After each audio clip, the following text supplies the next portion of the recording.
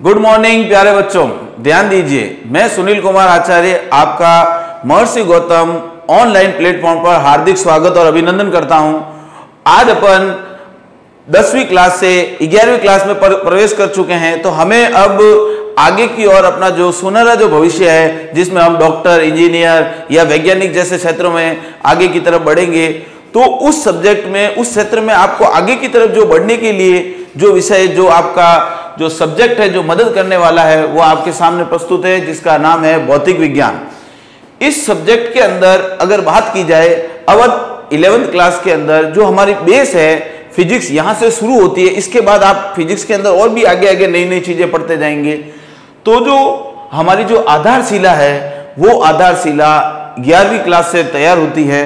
तो अब बात आती है कि सर हम 11वीं क्लास के अंदर क्या क्या पढ़ेंगे, क्या क्या हमारे 11th क्लास के अंदर सब्जेक्ट में क्या क्या मटेरियल आएगा, तो वो हमें बताइए। तो प्यारे बच्चों, आपके सामने प्रस्तुत कर रहा हूं। सबसे पहले देखिए, ये 11th क्लास का जो आपका जो वार्षिक परीक्षा का जो पेपर है, वो आपका 70 नंबर का होगा, जिसका जो समय जो अवधि होगी वो 3.25 घंटे की होगी।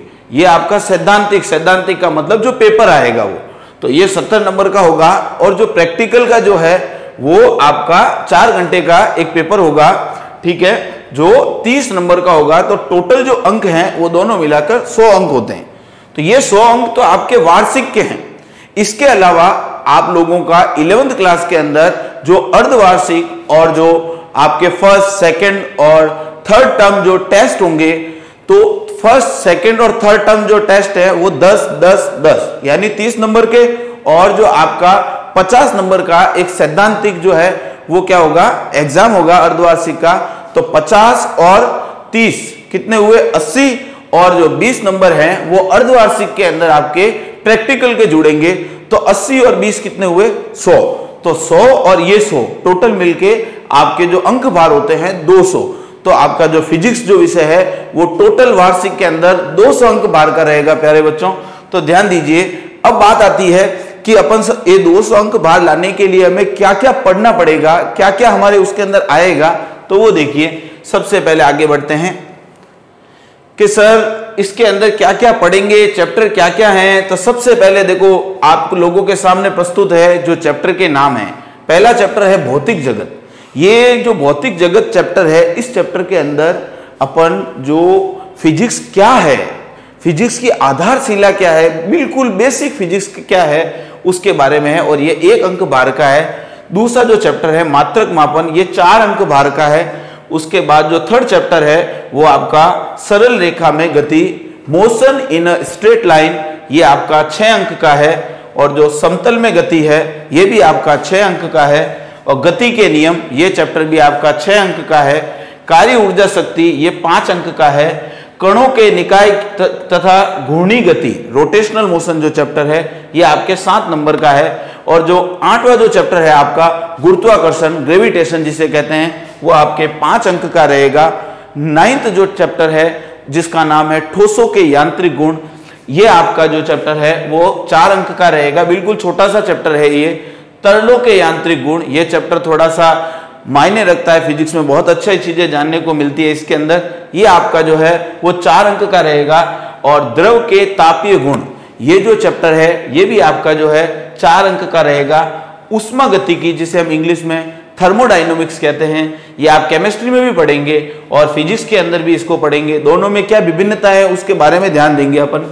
तो ये जो चैप्टर है वो आपका 5 अंक का रहेगा। और अणुगति सिद्धांत, ये जो चैप्टर है इसको बोलते हैं KTG, kinetic theory of gases, ये चैप्टर आपका जो है वो 3 अंक का रहेगा। इसके बाद जो नेक्स्ट चैप्टर है जिसे हम कहते हैं दोलन, ऑसिलेशन, ये जो आपका जो चैप्टर है वो आपका 6 अंक का रहेगा। और तरंग जो है वो आपका 4 अंक का रहेगा। इन सभी का जो है अंक भार के हिसाब से ये चैप्टर टोटल मिला के आपका जो है वो 70 अंक का बनेगा। इसके बाद अपन आगे बढ़ते हैं कि अपन फर्स्ट चैप्टर जो हमारा है फिजिक्स, यानी कि भौतिक जगत, फिजिकल वर्ल्ड, इस चैप्टर के अंदर अपन क्या क्या पढ़ेंगे। देखिए, मैंने आपको क्या बताया कि इस प्रकृति के अंदर जो मूल बल क्या क्या हैं, जैसे विद्युत चुंबकीय बल, प्रबल नाभिकीय बल, दुर्बल नाभिकीय बल, बड़ा मजा आएगा जब अपन इस चैप्टर को पढ़ेंगे। बहुत ही छोटा और बहुत ही अच्छा चैप्टर है। इसमें सिर्फ एक फिक्स टाइप का क्वेश्चन आता है कि प्रकृति के अंदर जो है वो सबसे प्रबल बल कौन सा है, सबसे दुर्बल बल कौन सा है, इसका एक फिक्स क्वेश्चन आता है। उन बलों की क्या परास है, उनकी रेंज क्या है, कितनी कितनी रेंज तक कौन सा बल कार्य करता है, वो इस चैप्टर के अंदर पढ़ेंगे। ठीक है, भौतिकी में क्या क्या नियम कार्य करते हैं और हमारे समाज में भौतिकी जो है उसका क्या यूज है, वो एक छोटा सा जो है प्रारूप इस चैप्टर में आपको देखने को मिलेगा प्यारे बच्चों।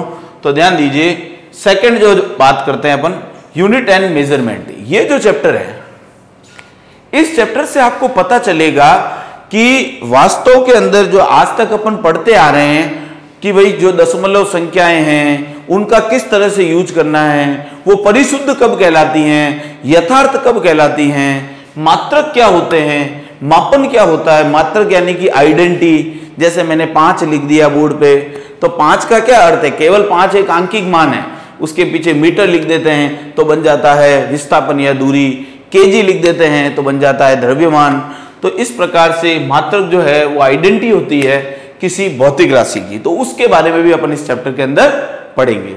देखिए, लंबाई का मापन, द्रव्यमान का मापन, समय का मापन, यथार्थता, यंत्रों के परिशुद्धता एवं मापन में त्रुटि। त्रुटि यानी कि जो अपन एरर, प्रैक्टिकल करते वक्त किसी प्रकार की एरर आ जाती है। आज मैं कुछ बोल रहा हूं, बोलते वक्त अगर कुछ प्रकार की अगर कोई त्रुटि हो जाए तो उसे व्यक्तिगत त्रुटि कहते हैं। तो ये भी मतलब जो त्रुटियां होती हैं जिसको हम एरर्स कहते हैं, वो भी पढ़ेंगे कि किस प्रकार की एरर हो सकता है। कोई अपन एपरेटस बनाते हैं तो एपरेटस बनाते वक्त भी हो सकता है उसमें मैन्युफैक्चरिंग डिफेक्ट रह जाए। आज एक कैमलिन की स्केल है, उससे मैं 1 सेंटीमीटर की लाइन खींचूं, एक और कोई लोकल स्केल है उससे 1 सेंटीमीटर की लाइन खींचूं, हो सकता है उसमें थोड़ा सा वेरिएशन हो। तो ये वेरिएशन क्या कहलाता है, जो मेजरमेंट जो अपन कर रहे हैं वो मेजरमेंट के दौरान जो त्रुटि आई है उससे अपन यंत्रगत त्रुटि के अंदर करते हैं। तो वो भी इस चैप्टर के अंदर पढ़ेंगे। और इस चैप्टर के अंदर आपको ये भी बताया जाएगा कि हमारे जो फिजिक्स के अंदर दूरी का, समय का, द्रव्यमान का, इनके क्या क्या मात्रक हो सकते हैं, 10 की घातों को किस प्रकार से पढ़ते हैं, 10 की घात 6 को, 9 को, 3 को, 10 की घात 12 को, इनको किस प्रकार से पढ़ते हैं, सार्थक अंक क्या होते हैं। ठीक है, इसके बारे में इस चैप्टर के अंदर बहुत ही अच्छे से आप लोगों को पढ़ाया जाएगा। नेक्स्ट जो चैप्टर आता है, सरल रेखा में गति, इसको बोलते हैं इंग्लिश में 1 डायमेंशन मोशन। इस चैप्टर के अंदर अपन पढ़ेंगे बच्चों की किसी वस्तु की स्थिति क्या होती है। कोई वस्तु पड़ी है तो वस्तु पड़ी है तो कहां पड़ी है, उसकी क्या स्थिति है, उसकी क्या पोजीशन है, उस वस्तु का अगर मुझे विस्थापन, वेग, त्वरण, ये सब चीजें जो ज्ञात करनी है, जिसमें कोई वस्तु एक रेखा के अनुदिश गति कर रही है, चाहे वो एक्स अक्ष हो, चाहे वाई अक्ष हो, चाहे जेड अक्ष हो, किसी एक सरल रेखा से गति से संबंधित। जैसे मैंने कहा कि अगर मैं एक डोरी बांध दूं और एक कीड़े को उस पर बैठा दूं तो वो कीड़ा कैसे चलेगा, डोरी के अनुदिश चलेगा। तो ये एक सरल रेखा में गति है। तो इस दौरान क्या क्या होगा, क्या क्या चीजें, क्या भौतिक राशियों का जो आपस में बदलाव होगा, संबंध होगा, उसके बारे में हम पढ़ेंगे। चलिए आगे बढ़ते हैं। आपेक्षिक वेग, ये भी इसके अंदर पढ़ेंगे। बहुत इंटरेस्टिंग टॉपिक है बेटा ये। इसके अंदर अपन क्या पढ़ते हैं, जैसे मैं भाग रहा हूं, कोई मेरे से धीरे भाग रहा है, कोई उससे भी धीरे भाग रहा है, तो मैं कहूंगा मैं सबसे तेज भाग रहा हूं, बीच वाला कहेगा कि भाई आगे वाला मेरे से तेज भाग रहा है, पीछे वाला मेरे से धीमे भाग रहा है। तो ये है आपेक्षिक वेग, जिसे हम रिलेटिव वेलोसिटी कहते हैं प्यारे बच्चों। चलिए आगे बढ़ते हैं। समतल में गति। समतल में गति का मतलब होता है एक प्लेन, एक तल में गति। तल में गति का मतलब जैसे मैंने कहा एक दीवार पे छिपकली चल रही है तो उसकी जो गति है वो कैसी है, एक तल में गति है। समझ में आई नहीं ये बात। तो जैसे अपन कोई पढ़ाते वक्त सर बोर्ड पे लिखते हैं तो वो कैसी गति होती है, एक तल में गति, जिसमें सर इधर भी लिख सकते हैं, यूं भी लिख सकते हैं। तो तल में गति में क्या होता है, सदिश अदिश क्या होता है, जो दिशाओं के आधार पर हमारे पास जो भौतिक राशियां हैं, वो भौतिक राशियां जो है वो 3 प्रकार की होती हैं, सदिश, अदिश और प्रदिश। उनके बारे में भी अपन इसके अंदर पढ़ेंगे। सदिशों का वियोजन, सदिशों का योग, सदिशों का गुणा, ये सभी चीज, सदिश क्या होते हैं, इन सभी के बारे में इस चैप्टर के अंदर अपन पढ़ेंगे। इसके अलावा नेक्स्ट जो इस चैप्टर के अंदर आता है, प्रक्षेपीय गति। प्रक्षेपीय गति यानी जैसे किसी क्रिकेटर ने छक्का मारा तो बॉल यूं जाके यूं जाती है, इस तरह से। तो ये जो परवलयाकार गति है वो इसके अंदर आती है, प्रक्षेपीय गति के अंदर, उसके बारे में पढ़ेंगे। वर्तीय गति, कोई वस्तु गोल गोल घूम रही है तो उसका जो आवर्ती है, आवर्तकाल है, जो अभिकेंद्रीय त्वरण है, ऐसी चीजों के बारे में इस चैप्टर के अंदर अध्ययन करेंगे अपन। चलिए फिर आगे बढ़ते हैं। गति के नियम। गति के नियम ये बड़ा इंटरेस्टिंग चैप्टर है, इसको पढ़ने में बड़ा आनंद आएगा आप लोगों को। गति जो है क्या होती है कि गति के नियम से संबंधित जो वैज्ञानिक था, सबसे पहले अरस्तु की भ्रामकता, इसको क्या भ्रम था, इसको ऐसी क्या भ्रम था कि उसने कोई बात गई, और इसके भ्रम को जो सॉल्व किया न्यूटन ने, उसके बारे में पढ़ेंगे कि न्यूटन ने अपना जो इसके भ्रम को सॉल्व करते हुए जो नियम दिया, न्यूटन की गति के नियम, उसके बारे में पढ़ेंगे। संवेग संरक्षण के नियम के बारे में पढ़ेंगे। यांत्रिकी की समस्याओं को हल करना, हमारे जैसे हम देखते हैं कि अगर कोई व्यक्ति कुएं से पानी निकाल रहा है, सीधा अगर रस्सी से पानी निकाले और एक पुल्ली लगाकर, जिसको हम पुली यानी कि घिरनी कहते हैं, वो लगाकर पानी निकाले तो उसको थोड़ा आसानी रहती है। तो ये यांत्रिकी में समस्याओं को हल करना, इस प्रकार की चीजों को हम उसके अंदर पढ़ेंगे, जिसमें कुछ ऐसे एपरेटसों को अपन यूज में लेंगे जिसको दैनिक जीवन में हमको यांत्रिक लाभ प्राप्त हो। क्या प्राप्त हो? यांत्रिक लाभ, मैकेनिकल जो प्रॉफिट है वो प्राप्त हो। ये देखिए 6th चैप्टर, इसके अंदर अपन क्या पढ़ेंगे? कार्य, ऊर्जा, शक्ति। भाई अपन देखेंगे कार्य क्या होता है, कार्य कैसे होता है, कार्य कब होता है। ठीक है, कार्य जैसे मैंने कह दिया कि कोई व्यक्ति जो है किसी वस्तु को यहां से वहां तक उसने खिसकाया, तो उसने जो बल लगाया, उसने जो विस्थापन तय किया, तो उसने कितना कार्य किया। कार्य किस दशा में होता है, किस दशा में कार्य नहीं होता है। जैसे कोई कुल्ली भार उठाता है तो उसके कार्य को हम हमारी फिजिक्स के अंदर जीरो भी कह सकते हैं कि भाई उसका बल तो जो है, भार बल जो है वो नीचे की तरफ काम कर रहा है, वो विस्थापन यूं तय कर रहा है, तो बल और विस्थापन के बीच में जो कोण है वो 90 डिग्री प्राप्त होता है, तो कार्य जीरो माना जा रहा है। तो इस प्रकार से बड़ी इंटरेस्टिंग चीजें हैं जिसमें आपको लगेगा कि वास्तव में बहुत ही मजा आ रहा है पढ़ने में। उसके बाद ऊर्जा। ऊर्जा क्या चीज है?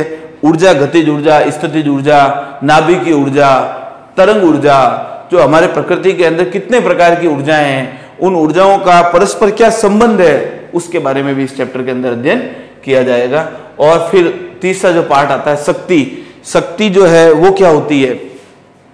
शक्ति यानी कि पावर, किसी व्यक्ति की, किसी अश्व शक्ति की, अगर किसी बात करें किसी मोटर की, तो शक्ति का कार्य के साथ क्या संबंध है, ये सब चीजों के बारे में इस चैप्टर में पढ़ेंगे। इसके अलावा इस चैप्टर में एक स्पेशल चीज और आएगी जिसे हम कहेंगे स्प्रिंग की स्थितिज ऊर्जा। ये भी स्प्रिंग के बारे में, स्प्रिंग का जो कंसेप्ट है उसके बारे में पढ़ेंगे। इसके अंदर एक टॉपिक है यांत्रिक ऊर्जा संरक्षण का नियम। इसका बोर्ड में जो है, बोर्ड में क्या अपने 11th क्लास की बात कर रहे हैं, तो ये व्यक्तिगत त्रुटि है जो मैंने बोला, बोर्ड में नहीं, अपने 11th क्लास में जो यांत्रिक ऊर्जा संरक्षण का जो नियम है, इस नियम पर एक प्रश्न अवश्य ही आता है। ठीक है, तो ये अच्छे से तैयार करें। इसके अलावा ये देखिए एक टॉपिक लिखा हुआ संगत, इसका भी एक प्रश्न अवश्य आता है। टक्कर, इसको हिंदी में क्या कहते हैं? टक्कर। ये हिंदी ही वर्ड है, लेकिन टक्कर आपको आसानी से समझ में आएगा। उसके बाद जो 7वां जो पार्ट है, ये अपने फिजिक्स का सबसे अहम और सबसे अच्छा पार्ट है, घूर्णन गति। घूर्णन गति क्या होती है? द्रव्यमान केंद्र क्या होता है? दो सदिशों का सदिश घूर्णन क्या होता है? कोणीय वेग क्या होता है? रेखीय कोणीय वेग और रेखीय वेग में क्या संबंध है? बल लागुण और कोणीय वेग में संबंध क्या है? ठीक है, तो इस प्रकार से आपको बहुत ही अच्छी अच्छी चीजें इसमें जानने को मिलेगी। लंबवत और समांतर अक्षों की प्रमेय, इसका तो एक प्रश्न आता ही है। ठीक है, उसके अलावा अलग अलग जो वस्तुएं होती हैं, जैसे कोई डिस्क है, कोई वलय है, कोई गोला है, कोई बेलन है, इनका हम जड़त्व आघूर्ण ज्ञात करेंगे। एक बहुत ही अच्छी चीज इस चैप्टर में अपन पढ़ेंगे जिसका नाम है जड़त्व आघूर्ण। जड़त्व आघूर्ण क्या होता है कि मूवमेंट ऑफ इनर्शिया, यानी वस्तु की जो घूर्णन गति होती है, जब वस्तु रोटेशनल मोशन करती है, तो उस रोटेशनल मोशन के दौरान जो वस्तु का विरोध करने वाला जो अवयव होता है, उसे हम क्या कहते हैं? जड़त्व आघूर्ण। अलग अलग वस्तुएं जब घूर्णन करती हैं तो उनका जो विरोध करने वाला जो अवयव है उसका मान क्या होता है, वो मान किस किस पे डिपेंड करता है, वो सब इस चैप्टर के अंदर पढ़ेंगे। बहुत ही अच्छा है। और यह है लोटनी गति। लोटनी गति क्या होता है? जिसमें वस्तु सीधी रेखा में भी गति करे और घूर्णन भी करे। जैसे अगर मैं किसी बॉल को फिसल पट्टी से लुढ़काऊं तो बॉल क्या होगी? बॉल घूमेगी भी और बॉल सीधी रेखा में भी गति करेगी, तो इसे बोलते हैं लोटनी गति। एक होता है स्थानांतरित गति जिसमें सीधा चले, एक घूर्णन गति जिसमें केवल घूमे, एक लोटनी गति जिसमें घूमने के साथ साथ वस्तु स्थानांतरित गति भी करे। इसका एक प्रश्न बहुत बार एग्जाम में पूछा जाता है, नत समतल पर लोटनी गति। चलिए आगे बढ़ते हैं प्यारे बच्चों। गुरुत्वाकर्षण, ग्रेविटेशन, तो ध्यान दीजिए गुरुत्वाकर्षण में क्या पढ़ेंगे, सबसे पहले इसके अंदर जो वैज्ञानिक आए थे उनका नाम था केपलर, उनका नियम पढ़ेंगे, केपलर ने क्या किया उसके बारे में पढ़ेंगे। गुरुत्वाकर्षण के बारे में जो न्यूटन ने अपना जो नियम दिया, न्यूटन क्या कहना चाहता था, न्यूटन का जो सार्वत्रिक नियम क्या था वो देखेंगे। पृथ्वी पर जो स्मॉल जी है गुरुत्वीय त्वरण, उसका मान किस प्रकार से ऊपर जाने पर, नीचे आने पर, या गहराई पे जाने पर, या सतह पर जी के मान में क्या परिवर्तन आता है, उसके बारे में इस चैप्टर में पढ़ेंगे। गुरुत्वीय स्थितिज ऊर्जा, पृथ्वी की जो स्थितिज ऊर्जा है वो कितनी है, किसी वस्तु को पृथ्वी से ऊपर की तरफ फेंकूं तो वो पृथ्वी से बाहर चली जाए, पृथ्वी से वापस नहीं आए, जिसे हम कहते हैं एस्केप वेलोसिटी, पलायन वेग। इसके बारे में जो पृथ्वी के चारों ओर उपग्रह चक्कर लगा रहे हैं, उनका आवर्तकाल, उनका वेग, उनकी ऊर्जा, इसके बारे में भी अपन इस चैप्टर में पढ़ेंगे। तुल्यकालिक और ये ध्रुवीय उपग्रह, ये उपग्रह क्या होते हैं वो पढ़ेंगे। भारहीनता, जब कोई वस्तु व्यक्ति ऊपर चला जाता है या उपग्रह में गति कर रहा होता है तो वो अपने आप को हल्का महसूस करता है, उनको जो पेस्ट टाइप भोजन कराया जाता है वो क्यों कराया जाता है उसके बारे में भी पढ़ेंगे। ये था अपना 8वां चैप्टर। अब आगे बढ़ते हैं अपन 9वें चैप्टर की ओर। ये देखिए, ये बड़ा ही छोटा सा, बड़ा प्यारा सा, जिसे कहते हैं एक आध नंबर का, 2 नंबर का, इसमें जो क्वेश्चन है वो अवश्य ही छोटा पूछा जाता है, जो है हुक का नियम। ये हुक का नियम, ठोसों का प्रत्यास्थ व्यवहार, प्रतिबल, विकृति, ये क्या चीजें है इस चैप्टर के अंदर मैं मोटा मोटा आपको बताऊं तो अपन ये पढ़ेंगे कि जैसे कोई तार है, तार पे मैंने भार लगा दिया, तार में विकृति आ गई, तार में खिंचाव आ गया। विकृति का मतलब होता है किसी भी वस्तु की ज्यामिति में होने वाला परिवर्तन, वो पढ़ेंगे। प्रत्यास्थ, प्रत्यास्थ का मतलब किसी वस्तु से भार हटा दें तो वस्तु द्वारा पुनः अपनी प्रारंभिक अवस्था को प्राप्त करना, यह कहलाता है प्रत्यास्था। द्रव्यों का प्रत्यास्थ व्यवहार हो उसके अनुप्रयोग, जब वस्तु को छोड़ा जाता है, वस्तु का अपना प्रारंभिक स्टेज पर वापस आने का जो व्यवहार है उसे हम क्या कहते हैं, प्रत्यास्थ व्यवहार। उसके क्या यूज है हमने डेली लाइफ में, कि अगर प्रत्यास्थता नहीं होती तो क्या होता और है तो क्या होगा, तो इसके बारे में अपन पढ़ेंगे। जैसे आप देखते हो रबड़ पे कोई चीज लटकाता हूं, वापस रबड़ अपनी जगह पे चला जाता है, इसका क्या यूज है उसके बारे में अपन पढ़ेंगे इस चैप्टर के अंदर। नेक्स्ट जो आता है तरलों के यांत्रिक गुण, इस चैप्टर के अंदर अपन पढ़ेंगे दाब के बारे में। ठीक है, दाब से रिलेटेड बहुत सी घटनाएं हैं कि भाई दाब का क्या हमारे डेली लाइफ में यूज है। ठीक है, दाब से रिलेटेड क्या क्या चीजें हैं, बहुत ही शॉर्ट में लिखा हुआ है दाब, लेकिन दाब क्या है, दाब का क्या क्या यूज है। तरल दाब, तरल का मतलब जो फ्लो होने का गुण रखता है, जो बहने का गुण रखता है। धारा रेखीय प्रवाह, बर्नौली का सिद्धांत, इसका तो एक प्रश्न अवश्य ही एग्जाम में आता है। श्यानता, यानी कि जब द्रव प्रवाहित होता है तो द्रव की परतों के बीच में लगने वाला जो घर्षण बल है उसे श्यान बल कहते हैं। आज मैं पानी को अगर फर्श पे डालूं तो पानी क्या करेगा, फ्लो होगा, लेकिन अगर शहद को डालूं तो वो इतना फ्लो नहीं होगा, क्योंकि शहद में श्यानता ज्यादा है, पानी में श्यानता कम है, वो भी इसमें पढ़ेंगे। पृष्ठ तनाव, सरफेस टेंशन बोलते हैं जिसको, कि किसी भी द्रव द्वारा अपने क्षेत्रफल को न्यूनतम करने का किया गया प्रयास। और भी इसके अंदर केस नली उन्नयन जैसा टॉपिक है, वो भी इसके अंदर आप लोगों को बताया जाएगा, बहुत ही अच्छा और शानदार टॉपिक है। इसके अलावा अपन आते हैं द्रव के तापीय गुण। इस चैप्टर के अंदर, इस 11वें चैप्टर के अंदर आप लोगों को बताया जाएगा ताप क्या होता है, कि वस्तु का ताप, उष्मा, ताप का मापन कैसे करते हैं, आदर्श गैस का समीकरण क्या होता है, परम ताप क्या होता है, तापीय प्रसार, जब वस्तुओं को गर्म करते हैं तो वस्तुओं के अंदर फैलने का गुण क्यों आता है, विशिष्ट उष्माधारिता, हर एक पदार्थ की एक अलग अलग उष्मा को संग्रहण करने की क्षमता होती है, उसके बारे में। उष्मा मिति, अवस्था परिवर्तन, जैसे अवस्था परिवर्तन का मतलब जैसे बर्फ से जल और जल से भाप बनना, उष्मा का स्थानांतरण, चालन, संवहन, विधि, विकिरण विधि। कुछ विधि ऐसी होती है जैसे लोहे को एक जगह से गर्म करो, दूसरा हिस्सा अपने आप गर्म हो जाता है, तो ये क्यों होता है, वो चालन के कारण होता है, उसके बारे में पढ़ेंगे। संवहन के बारे में पढ़ेंगे, विकिरण के बारे में पढ़ेंगे, इन सब के बारे में इस चैप्टर के अंदर पढ़ेंगे। और सबसे इंपॉर्टेंट न्यूटन का शीतलन नियम, ये बहुत ही इंपॉर्टेंट है और बहुत बार एग्जाम में पूछा गया है, हर साल एग्जाम में आता है ये न्यूटन का शीतलन नियम। उष्मा गतिकी, इसको बोलते हैं थर्मोडायनेमिक्स। इस चैप्टर के अंदर अपन पढ़ेंगे उष्मा के बारे में। ठीक है, उष्मा गतिशी से जुड़े प्रक्रम के बारे में, समतापीय प्रक्रम, आयतनीय प्रक्रम, समदाबीय प्रक्रम, चक्रीय प्रक्रम, और उसके अलावा जो भी प्रक्रम है, उष्मा इंजन, जो हमारे प्रशीतक यानी कि जो हमारा रेफ्रिजरेटर होता है वो, उष्मा गतिकी से जुड़े हुए नियम, शून्यांकी, फर्स्ट, सेकंड, और उसके अलावा सबसे इंपॉर्टेंट जो है वो कार्नो इंजन है। इसका भी एग्जाम में बहुत बड़ा प्रश्न आता है, बड़ा क्वेश्चन आता है। कार्नो इंजन क्या होता है, इसका क्या यूज़ है, तो वो उसके बारे में, इसके बेसिस पे इंजन बनाए जाते हैं कि कार्नो इंजन की एफिशिएंसी क्या होती है, इसके बारे में अपन पढ़ेंगे। नेक्स्ट जो अपना चैप्टर आता है वो आता है अणुगति सिद्धांत, जिसे कहते हैं KTG, kinetic theory of gases.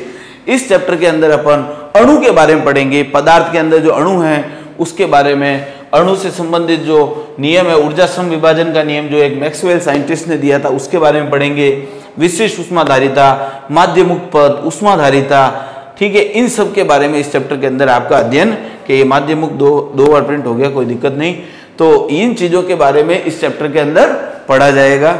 ठीक है, इस चैप्टर के अंदर खास बात यह है कि आपको ये पता चलेगा कि जो अणु होते हैं उनके अंदर जो गैस अवस्था होती है, गैस के अंदर जो अणुओं की स्थिति है कि अणु गैस में कितने दूर होते हैं और उनका क्या क्या नेचर है, जब वो टक्कर करते हैं, दीवार पर दाब डालते हैं, वो सब चीजों के बारे में इसके अंदर पढ़ा जाएगा। और नेक्स्ट जो आपका चैप्टर आता है वो है दोलन। दोलन के अंदर अपन ये पढ़ेंगे कि दोलन क्या होता है। जैसे कोई वस्तु है, ये भी एक गति है, जैसे कोई वस्तु पड़ी है, इधर उधर हो रही है तो ये दोलन है, एक यूं हो रही है तो भी दोलन है, ठीक है, यूं हो रही है तो भी दोलन है। तो दोलन और आवर्ती गति में क्या फर्क है वो बताएंगे आप लोगों को। आवर्त गति का समीकरण क्या होता है उसके बारे में बताएंगे। आवर्त गति के दौरान वस्तु का जो वेग है वो क्या होता है उसके बारे में पढ़ाएंगे। त्वरण क्या होता है, ऊर्जा क्या होती है, स्थितिज ऊर्जा क्या होती है, ठीक है। एक अगर पेंडुलम है, एक डोरी से एक गोला लटका दिया, वो गोला यूं जाएगा, इस तरह से आएगा, तो उस गोले का आवर्त काल क्या होता है, वो अवमंदित दोलन, मुक्त दोलन, इन सभी के बारे में इस चैप्टर के अंदर पढ़ेंगे। प्रणोदित दोलन, ठीक है, ये चैप्टर मोटा मोटा जो मैंने आपको बताया कि इस चैप्टर के अंदर अपन ये पढ़ेंगे। मेन चीजें जो हैं वो ये हैं, ठीक है। उसके अलावा तरंग, ये चैप्टर बड़ा ही इंटरेस्टिंग और बड़ा ही मजेदार है। इस चैप्टर के अंदर अपन पढ़ेंगे तरंग क्या होती है। जैसे मैंने बोला, आपने सुना, ऐसा क्या हुआ आप और मेरे बीच में जिसने सुना, वो है तरंग, जो माध्यम में ऊर्जाओं का संचरण करती है। तरंगों के क्या प्रकार हैं, प्रगामी तरंग का विस्थापन, प्रगामी तरंग में विस्थापन संबंध, प्रगामी तरंग की चाल, अध्यारोपण का सिद्धांत जिसे हम व्यतिकरण कहते हैं, तरंगों का परावर्तन, तरंगे परावर्तित होती है तो क्या होती हैं, विस्पंद क्या होता है, बहुत ही अच्छा टॉपिक है। जैसे ताल मेल मिलाते हैं ध्वनि के दौरान, कई बार अपन कहते हैं पास वाला जो बोलने वाला है उसको कहता है भाई चुप हो जा, कई बार दो जने एक साथ बोलते हैं तो ध्वनि बढ़ती है, तो वो है विस्पंद। और ये है डॉपलर प्रभाव। डॉपलर प्रभाव आप देखते हो कि जैसे ट्रेन चलती है, ट्रेन के जो आवाज है वो पहले आती है, ट्रेन बाद में आती है। कई बार जेट विमान चलते हैं तो क्या होता है, वो पहले चले जाते हैं, आवाज बाद में आती है। तो ये डॉपलर प्रभाव के अंदर इन चीजों के बारे में पढ़ेंगे। यानी कि आवर्ती और वेग, जो ध्वनि स्रोत है जो चलता है, तो उसकी जो आवर्ती, उससे जाने वाली जो आवाज है उसका वेग के साथ क्या संबंध रहता है, आवर्ती में क्या उतार चढ़ाव आता है, डॉपलर प्रभाव का डेली जीवन में हमारा क्या यूज है। और प्रकाश के लिए भी डॉपलर प्रभाव का अपना एक सिद्धांत है, अपना एक बात कही हुई है, वो भी आपके सामने पेश की जाएगी। बड़ा मजा आएगा जब अपन 11th का अपन इस प्रकार से 15 चैप्टर को पढ़ेंगे, तो आपको वास्तव में आनंद की अनुभूति होगी, ठीक है। तो इस प्रकार आप लोगों को 11th की जो है वो तैयारी होगी। तो एक बार पुनः मैं आप लोगों को बता दूं कि जो आपका जो चैप्टर जो है उसमें सैद्धांतिक, जो वार्षिक परीक्षा का सैद्धांतिक जो प्रश्न पत्र है वो 3.25 घंटे का 70 नंबर का होगा, और प्रायोगिक जो पेपर है वो 30 अंक का होगा। टोटल मिला के आपके वार्षिक का ये 100 अंक, और 100 अंक जो है वो अर्धवार्षिक के टोटल 200 अंक। तो उम्मीद करता हूं सभी बच्चों को सिलेबस का जो ये मेरे द्वारा प्रस्तुत आपका जो वीडियो है बहुत अच्छे से समझ में आया होगा। तो सभी बच्चे इस पर ध्यान दें, फोकस करें और अपने अध्ययन को इसी बेस पर कार्यान्वित करें। धन्यवाद।